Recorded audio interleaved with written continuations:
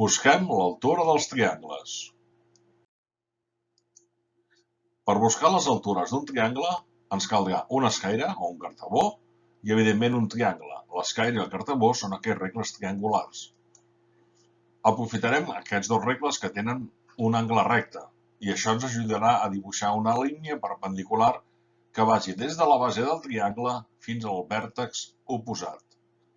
Això caldrà repetir-ho 3 vegades, perquè els triangles tenen 3 bases, depenent de com el dibuixem.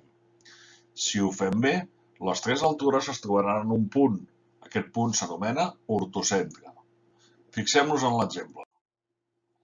Fem l'escaire, fem un angle recte que va del vèrtex a la base. A la base al vèrtex oposat. Fem l'altra base, de la base al vèrtex oposat. I la tercera base, de la base al vèrtex oposat. I ja tenim dibuixades les 3 altures del triangle i, com veiem, coincideixen en un punt que s'anomena ortocentre.